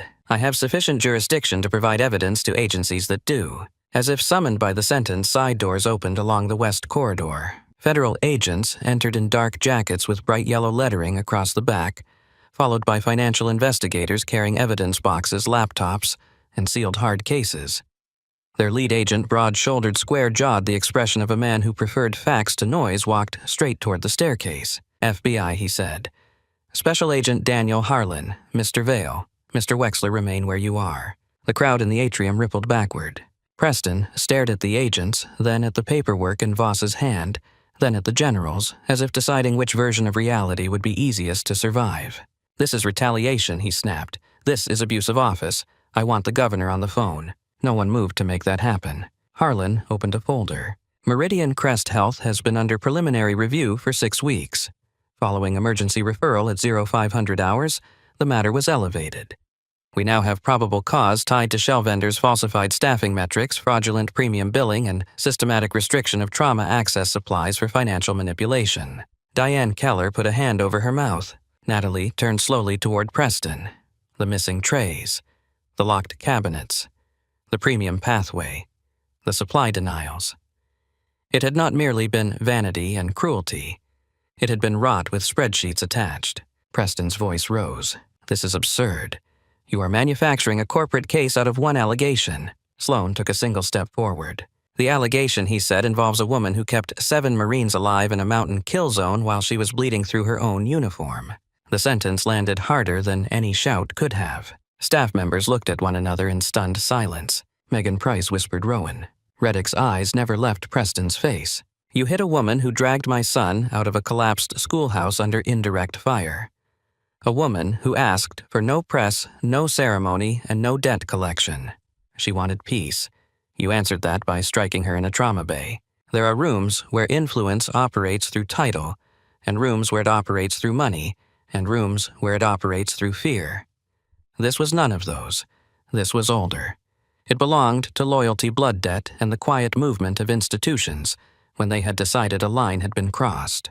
Preston looked around and saw the understanding dawning on everyone else at the same speed it was dawning on him. Rowan Hale had not been merely the best nurse on nights. She had been something buried and formidable. The people who had mistaken her silence for smallness saw their error all at once. Reddick spoke again. Where is she? Preston swallowed. I fired her. That was not the question. She left. Where? For the first time that morning, his voice sounded unsteady. I do not know. Reddick held his gaze a second longer, measuring the possibility of lie. Then he turned his head slightly toward Harlan. Secure him. Gregory Wexler stepped in immediately. My client has rights. He does, Harlan said. He can exercise them after he stops talking. 2 agents moved to either side of Preston. He jerked, as though the touch itself offended him. This is outrageous. Elise, call the board. Call everyone. Elise did not move. The whole atrium heard her answer. They already know. That was the cruelest cut of all. Preston turned toward her with open disbelief, as if betrayal might hurt less if he could deny seeing it happen. You said we could contain this. Elise met his eyes with a composure that looked a great deal like contempt. I said we could manage language. I never said you were worth saving. Caleb let out a breath through his nose. Somewhere near the back, one of the respiratory therapists made a short sound that might have been a laugh, or might have been the beginning of a sob. Reddick looked then not at the executives, not at the agents, but at the staff. Who here worked with Rowan Hale last night? Hands rose. Natalie's first. Then Diane, then Megan. Ethan Park from near the triage doors. 2 paramedics. Caleb after half a beat. A respiratory therapist. 1 unit clerk. More than enough. Reddick took them in with grave steadiness. You have my thanks. Natalie stepped forward before good sense could stop her. She goes to a diner by the river when she needs to disappear, she said. Corner near River Street. Red sign. She sits in the back if she wants to watch the door. Reddick's gaze shifted to her. You know her well. Natalie swallowed. As well as she lets anybody. Sloane's expression softened by a degree. That is more than most got. Reddick turned to Agent Harlan. This facility remains operational. Harlan nodded. Our arrest stays narrow. Financials and executive offices only. Good. No disruption to patient care. Then Reddick looked to Caleb. You are security chief. Caleb straightened. Yes, sir. Lock down every executive office. Preserve all footage. Nobody leaves with a laptop, a file box, or a paperclip. Caleb did not hesitate. Yes, sir. Something like relief moved through him as he said it, as if duty and conscience had finally been allowed to occupy the same body without tearing it apart. Reddick gave Preston one final look. You should have kept your hands to yourself. Then the generals turned and started back through the atrium. The Marines peeled with them in crisp formation, leaving behind stunned staff-sealed corridors federal agents heading toward executive elevators and a billionaire healthcare king whose kingdom had split open in under 10 minutes. Outside, the wind coming off the Savannah River carried salt and rotor wash across the lawn. The convoy moved fast. No sirens. No wasted conversation. 2 black SUVs rolled away from Rivergate under police escort, while the aircraft remained on the grass like a threat written in metal. Inside the lead vehicle, Reddick sat with one hand on the cane he rarely used and never discussed. Sloane watched the city slide past the tinted glass. Voss worked a tablet beside them, feeding updates from investigators already inside Meridian Crest's downtown offices. Asset freezes were moving. Board communications had been intercepted. Emergency injunction attempts were failing before they could gather momentum. The violence of institutions rarely looked dramatic in motion. It looked like Signature's access revocations account holds sealed evidence and doors that suddenly stopped opening for the people who thought they owned them. Sloane broke the silence first. Do you think she comes back with us? Reddick kept his eyes on the riverfront warehouses and old brick facades damp with mourning. She comes back for the hospital, he said, not for us. No one argued. The diner windows were still fogged when the convoy reached River Street. A pair of Marines stepped out first and took quiet positions near the curb, not threatening, not ornamental, simply present in a way that made the few pedestrians on the sidewalk choose the other side of the street without quite knowing why. Inside, the waitress looked up from refilling a sugar caddy and saw 3 Marine generals in dress blues enter her diner like men walking into church after war. She did not ask for names. She simply nodded once toward the back corner booth. Reddick removed his cap as he crossed the floor. Rowan Hale sat exactly where Natalie said she would, fresh coffee, untouched eyes on the rain-striped window. Her hood was down now. The bruise along her cheekbone had darkened into a deep violet that the flat daylight made impossible to ignore. Her face was composed, not numb, not shut down, simply still in the way very dangerous people become when they are holding more force inside themselves than they plan to spend. She looked up, first at Reddick, then Sloane, then Voss. Something in her shoulders eased by a fraction. The bell over the diner door gave one last thin ring behind them and fell quiet. For a few seconds, none of them spoke. The diner held its own small weather around them. Heat from the grill. Coffee burned nearly black. Rain tapping softer now against the fogged glass. Somewhere near the kitchen, a plate hit the pass with a dull ceramic knock, and a cook muttered something nobody needed to answer. The rest of the room seemed to understand instinctively, and all at once, that the booth in the back belonged to a different gravity now. General Samuel Reddick stopped beside Rowan's table and studied her face without a trace of pity. You should have called sooner, he said. Rowan looked at him over the rim of the mug she still had not tasted from. You always say that, because it is usually true. Lieutenant General Marcus Sloane slid into the booth opposite the next table, over near enough to hear, and far enough to leave her space. Elliot Voss remained standing for a second longer, his eyes flicking once to the bruise on her cheek, before settling on the sugar caddy, as if dignity could be given simply by refusing to stare. Then he took the chair beside Sloane. Reddick sat across from Rowan and set his white cap carefully on the seat beside him. The waitress brought another mug without being asked, filled it for Reddick, and walked away with the unhurried restraint of someone who had seen enough of men and power to know when curiosity became impolite. Sloane's jaw was set hard enough to show. How bad is it? The bruise or the damage? Both. Rowan touched the side of her face once with the tips of her fingers and then let her hand fall. The bruise will fade, and the damage. She looked out through the rain-striped window toward the harbor, where tugboats moved like dark, blunt insects through the gray water. He was already killing that hospital before he touched me. Reddick watched her in silence. There it is. Her eyes narrowed slightly. There is what? The part that still matters first. She let out a breath that was almost a laugh and not at all amused. I did not call because I wanted a parade. No one here is confused about that. I called because if Vale loses everything overnight without a continuity plan, Rivergate takes the hit. Payroll freezes. Vendors panic. Supply chains lock. Trauma care bleeds first because it always does. Sloane and Voss exchanged a look. Rowan saw it and her shoulders tightened. What? Reddick reached into the inner pocket of his coat and withdrew a slim titanium card. He set it on the table between the coffee rings and the sugar dispenser. Rivergate Medical Center was etched across the face beneath a newly embossed trust seal and a temporary administrative stripe. Rowan stared at it. At 8:21 this morning, Reddick said an emergency acquisition order transferred controlling authority away from Meridian Crest into a nonprofit continuity trust. Veteran Medical Foundation donors are underwriting the bridge. A few agencies leaned where they needed to lean. Several people who owed you more than flowers and speeches moved very quickly. For the first time that morning, genuine surprise crossed her face. You bought the hospital. Reddick lifted one brow. I prevented it from dying in the blast radius. Voss spoke from the next booth, his tone dry and exact. Continuity teams are already drafting operational protections. Clinical leadership stays in place. Supply holds are void.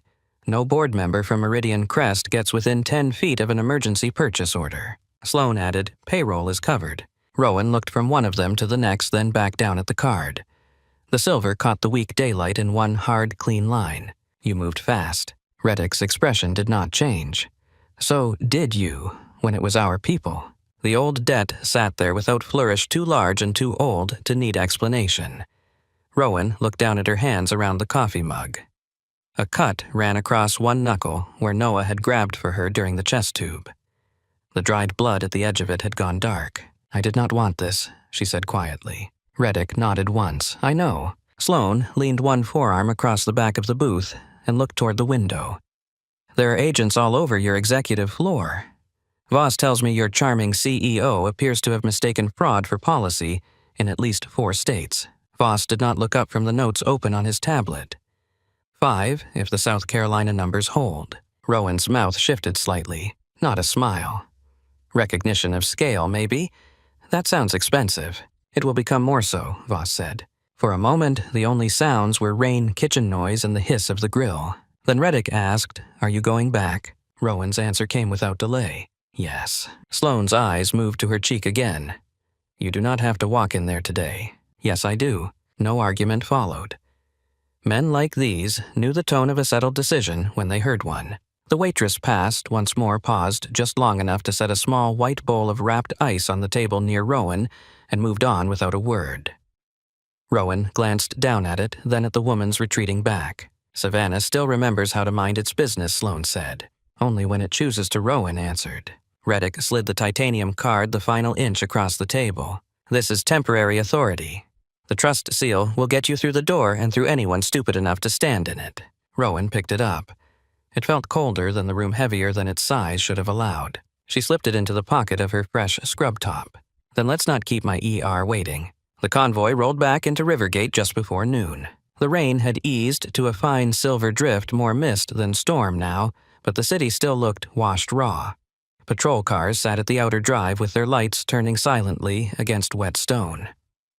Officers stood near the barricade with the careful body language of men who understood that whatever had happened inside this hospital had climbed beyond ordinary jurisdiction and was now being handled by people who did not need help knowing where to stand. Rowan stepped out of the lead SUV first.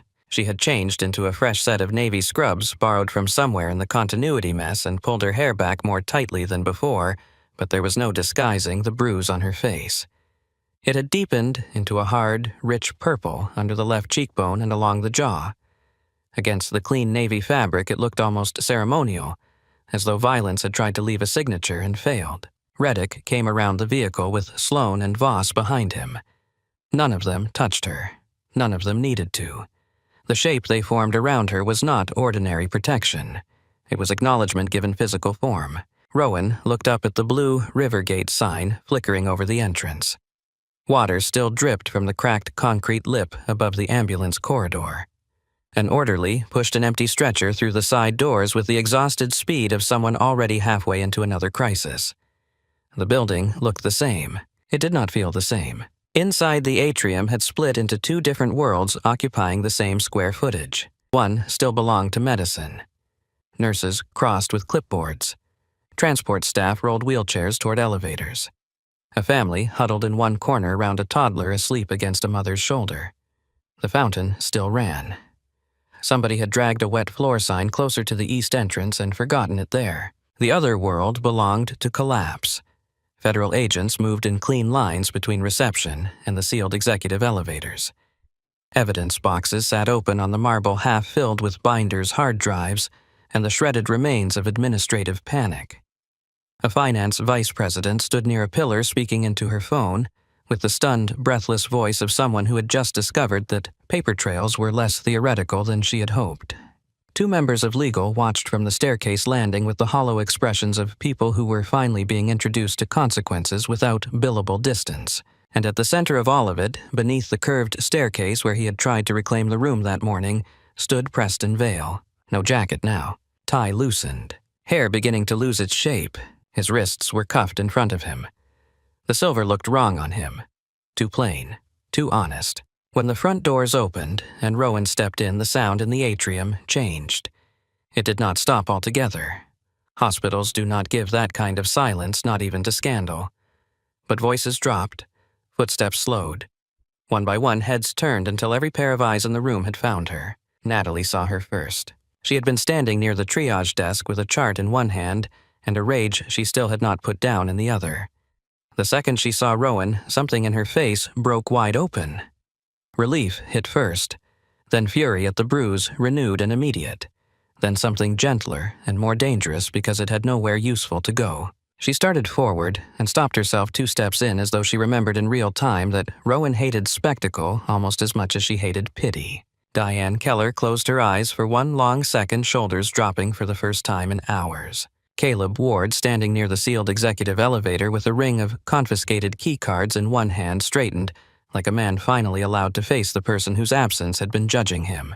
Preston turned at the shift in the room and saw her. Whatever fear had been eating at him all morning rearranged itself into anger so quickly it looked like instinct. "There," he said, voice cracking across the marble.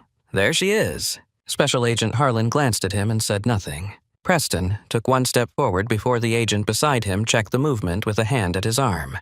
He barely seemed to feel it. His gaze was locked only on Rowan now, and the look in his eyes was the wild, injured fury of a man who could not understand why reality had refused him. "She orchestrated this," he said. "This woman, she manipulated all of you. She is a nurse, a nobody. She turned this hospital into a circus because she could not take discipline."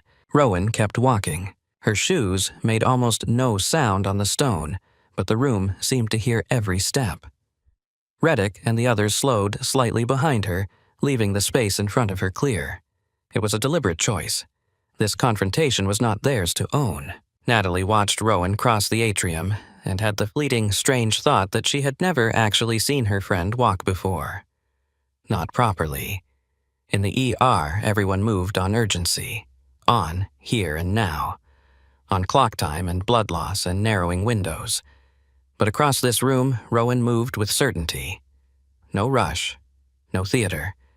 No need to prove she belonged at the center of what she was crossing toward. She stopped 2 feet from Preston Vale. Up close, he looked worse. Sweat lived at his hairline despite the air conditioning. The skin beneath his eyes had taken on a gray cast. Whatever polish money had once given him now only sharpened the desperation underneath. For one moment, neither of them spoke. Then Preston sneered because sneering was easier than absorbing what had happened. "You think this makes you important?" Rowan looked at him. Not at the cuffs, not at the agents, not at the executives trying not to watch and failing, just at him. "You locked trauma supplies behind financial controls," she said. Her voice was low enough that people leaned in to hear it. "You cut night staffing and called it efficiency. You built 2 systems inside one hospital, one for people with money and one for everybody else." His mouth twisted. "I built a viable institution." "No," Rowan said. "You bought a wounded one and started feeding on it." The sentence settled into the atrium without needing force. He laughed, once brittle and ugly. "That sounds noble coming from the woman who brought a military parade to a civilian hospital." Rowan's expression did not move. "You slapped a trauma nurse in the middle of a resuscitation because she would not leave a dying boy to stitch your donor's forehead." That landed. Not because people had not known, they had. But because hearing the blunt truth spoken plainly in a public room finally gave everyone else permission to stop dressing it up in safer language. Preston looked around the atrium and saw maybe for the first time in his life that no one was coming to help him. Not communications, not counsel, not the board, not the donor class whose names he had worn like armor. The room had turned, and money could not turn it back. He looked at Rowan again and found the only cruelty he still had. "You are still just a nurse." Rowan reached into her pocket and drew out the titanium card. It caught the atrium light in one hard silver flash. Rivergate Medical Center. Continuity Trust Seal. Temporary Authority Stripe. She held it where he could see. "This hospital no longer answers to Meridian Crest," she said. "As of this morning, it is under Nonprofit Emergency Trust Authority. Administrative control over emergency services has been suspended pending restructuring." Then she raised her eyes back to his. "And as of now, you are trespassing in my lobby." It was Natalie who laughed first. Not because anything was funny. Because the relief of hearing that sentence out loud was too violent to come out any other way. The laugh cracked through the room and broke something open. One of the respiratory therapists let out a startled sound that turned into a grin. Diane exhaled through her teeth as if she had been holding her breath since midnight. Caleb looked down at the ring of keycards in his hand and closed his fist around them like he was finally holding the right side of history. Preston's face emptied. No rage, no polish. Just the blunt, cold shock of total loss. Harlan nodded once to the agents beside him. "Move him." Only then did Preston fight. Not well. Not with any real hope. Just with the graceless indignation of a man who had always believed resistance was for other people. He twisted, tried to pull free, nearly stumbled on the polished floor, and then lifted his head long enough to throw one last desperate line toward Rowan. "You think they follow you because of a bruise and a story." Rowan did not answer. Natalie did. They already were. The room heard it. More importantly, Preston heard it. His mouth opened, then closed. There was nothing left in him that still carried power here. The agents turned him toward the doors. He kept talking as they walked him out, words piling over themselves now. Threats, names, demands, legal warnings offered like currency in a country that had stopped taking his money. The doors opened. Rainlight filled the frame. Then he was gone. For several seconds after the glass closed behind him, the atrium stayed still. The silence was not empty. It was recalibration. A whole building learning the weight of a different center. General Reddick stepped forward at last. He looked not at the executives, not at the sealed offices, not at the federal boxes stacked along the west wall. He looked at the staff, the people who had carried Rivergate through greed, scarcity, and humiliation, while trying not to drop patience in the process. "Listen carefully," he said. He did not raise his voice, but every person in the room heard him. "Rivergate Medical Center remains open. It remains funded. Payroll is secure. Supply restrictions imposed under prior administration are void. Existing clinical leadership remains in place until the Continuity Board completes its review." He paused just long enough for the words to move through a room full of bodies still braced for impact. Any employee pressured to sign a confidentiality agreement regarding last night's incident is under no obligation to do so. Any retaliatory action from former Meridian Crest personnel will be met with immediate legal response. A murmur moved through the crowd, not loud, but full of weight. People looked at one another with the dazed expressions of those who had prepared all morning to lose more and were suddenly being told they might not have to. Reddick went on. "This hospital serves a city that cannot afford cowardice from the people running it." The sentence settled like warmth. Diane wiped once at the corner of one eye and looked annoyed to have done it. Voss stepped forward with a folder under one arm. Departmental equipment and supply requests denied within the last 90 days are under immediate review. Emergency purchase authority has been restored. Financial investigators will remain upstairs. Clinical operations continue without interruption. One of the lab techs said involuntarily, Jesus. Sloan glanced toward the west corridor. Where are the locked cabinets? Diane answered before anyone else could. West overflow room. Central supply annex. 1 outside trauma 3. Sloan nodded. Show me. Caleb stepped forward. I know every one of them. Good. They left together, the former cop and the 3-star general, moving down the corridor with the same unfinished expression on their faces. That image nearly undid Natalie on the spot. Rowan had not moved. The room still leaned toward her, even with Reddick speaking, as if everyone understood on some level that formal power mattered less than the bruised woman standing there with the silver card in her hand. Diane came first. She crossed the atrium quickly, and then slowed in the last few steps, caught between professional restraint and the older, simpler human urge to reach for someone who had been hurt on your floor while you watched. Rowan solved it for her by reaching out first and taking her by the forearm. Diane's breath shook. I am sorry, she said. About last night, about all of it. Rowan's grip tightened once. You kept the department running. That is not enough. It was what you could do. Diane looked down, ashamed, in a way that made Rowan's face soften by a degree. He counted on all of us being tired. And now he is gone. Diane gave a short, broken laugh. You say that like the air changed. It did. Then Natalie was there. She did not stop for the careful version. She went straight to Rowan and wrapped both arms around her hard enough to make the chart in her own hand crumple. The hug was brief, fierce, and full of everything Natalie had refused to feel while there were patients to stabilize and administrators to glare at and FBI agents stomping through her hospital. When she pulled back, her eyes went immediately to the bruise. I was going to kill him with a crash cart, she said. Rowan's mouth shifted at one corner. I know. I had a whole plan. I know that too. Natalie lifted 2 fingers and touched the air just beside the bruise without actually making contact. Does it hurt? Yes. Good. Rowan looked at her. Natalie exhaled and corrected herself. No, that came out wrong. It usually does. That earned her the first real smile Natalie had seen on her all day, small and gone almost at once, but enough. Ethan Park hovered a few feet back with all the awkward uncertainty of a young doctor no one had prepared for this chapter of medicine school. Rowan saw him and tipped her chin. How is trauma 1?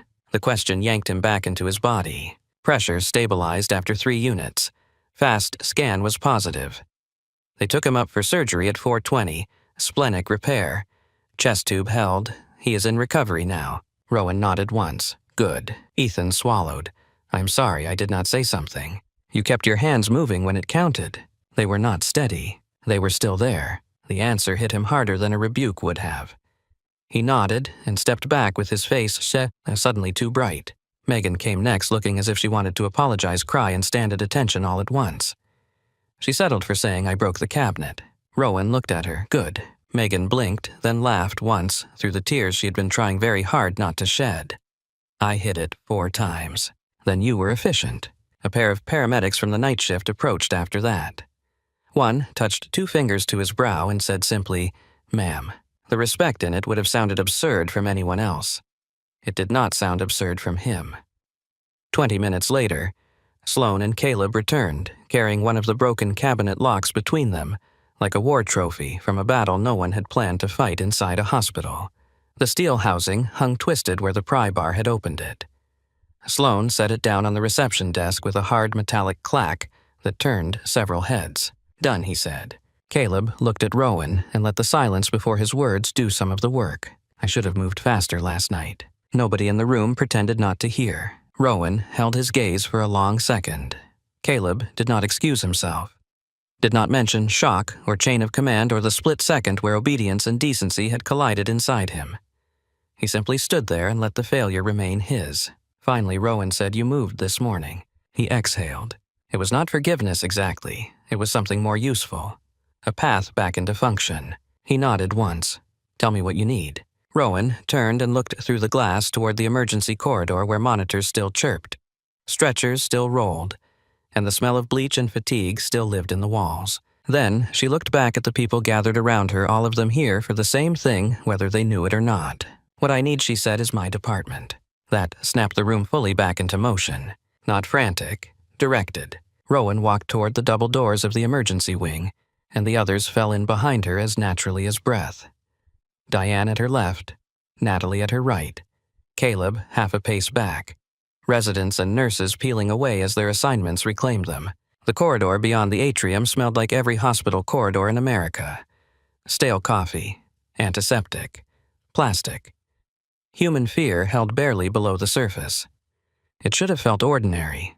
Instead, it felt like stepping into a place reclaimed before the dust of the fight had fully settled. At the first central station, Rowan stopped and looked up at the staffing board. Somebody had erased the overnight names and written the day shift by hand in thick black marker. Coverage holes circled in red. Float gaps marked with question marks. A legal packet from Meridian Crest lay unopened beside the printer. Diane picked it up and held it out. This came down before the assembly. Rowan looked at the embossed corporate logo across the top. Then, without opening it, she tore it cleanly in half. The sound was small and devastatingly satisfying. She handed the pieces back. "If there are more, shred them." Diane's face changed in a way that was very close to joy. "Gladly. Night vacancies." "4 open," Diane said. 2 travelers left after the cuts. 1 senior nurse transferred out. "Call them back." Diane blinked. Now. Rowan moved on. Bay 1. Bay 2. The medication room where residents sometimes hid for 30 seconds to breathe. The West overflow storage where the broken cabinet now hung open and chest tube trays sat on the shelf where they should always have been. She saw everything as she walked.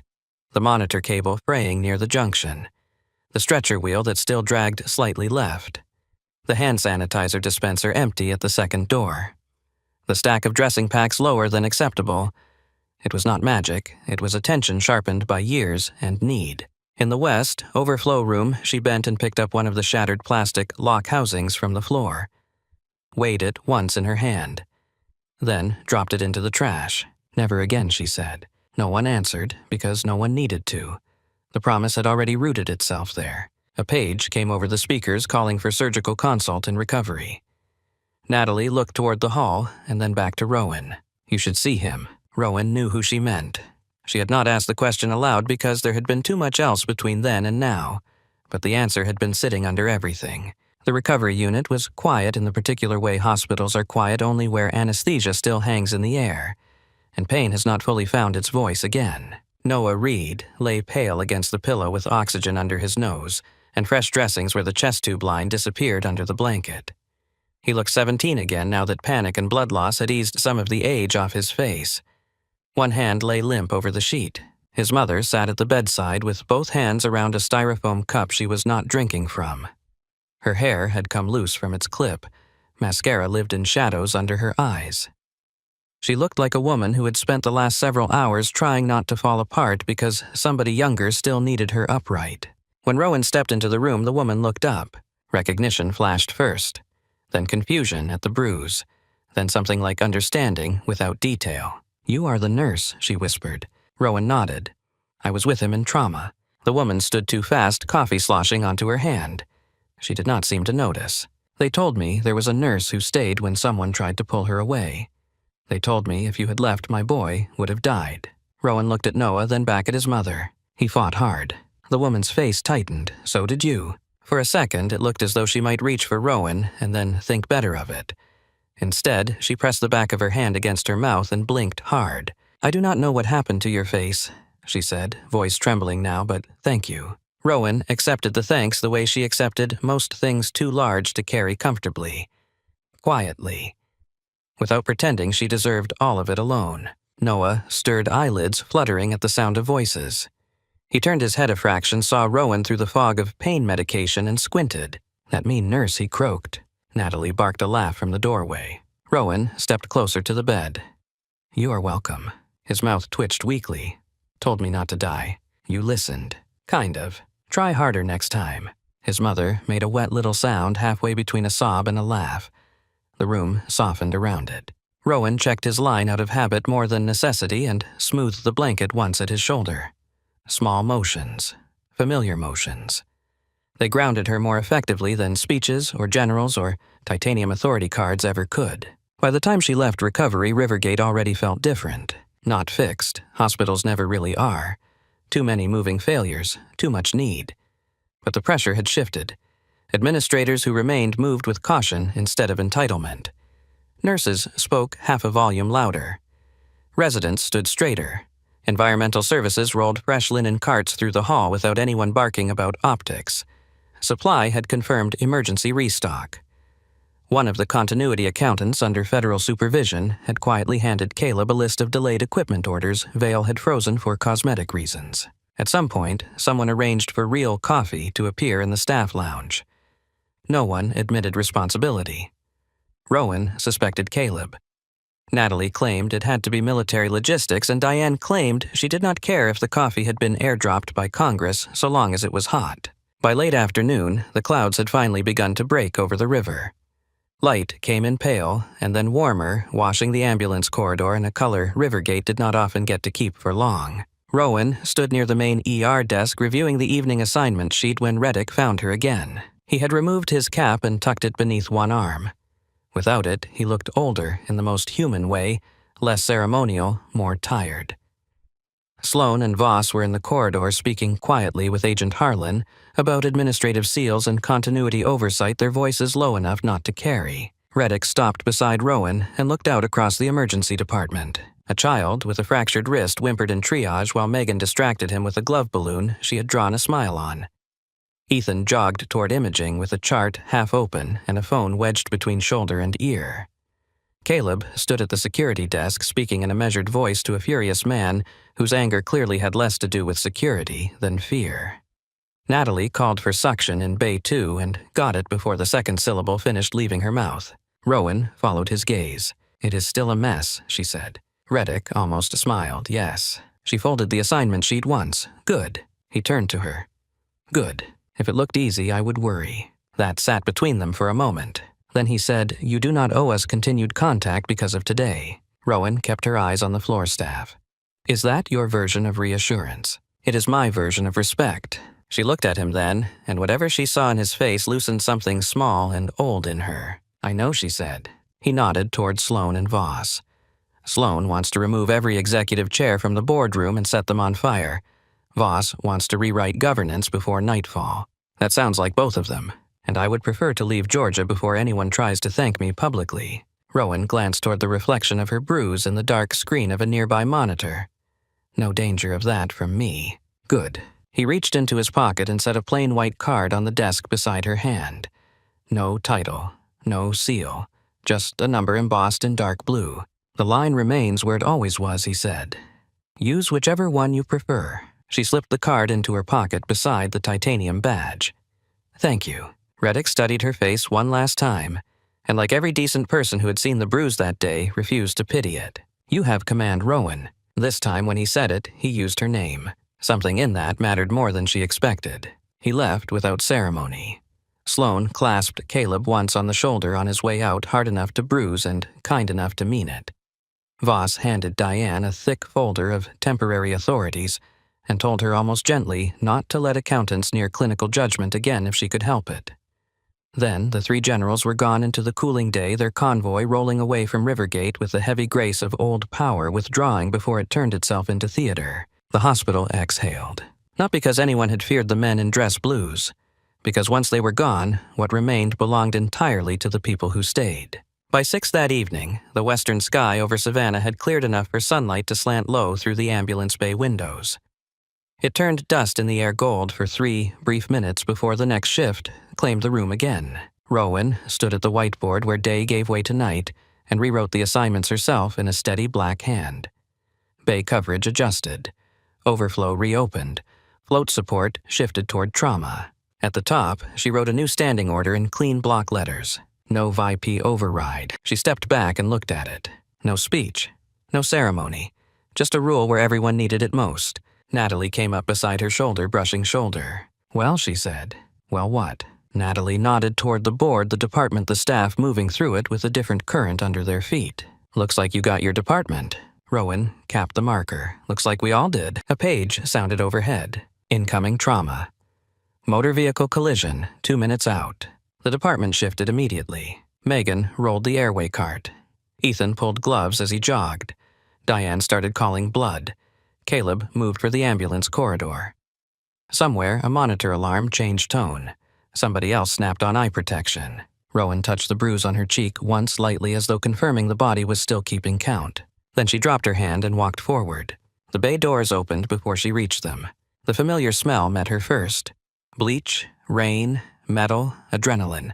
The scent of a battlefield disguised as public service. This time, she did not step into it as a woman trying to outrun her past. She stepped into it as what she had always been when it mattered most.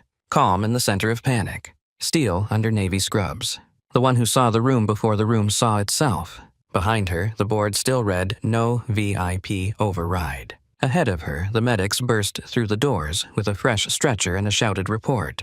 Rowan reached for gloves. "All right," she said. The room gathered to her voice at once. "Let's work."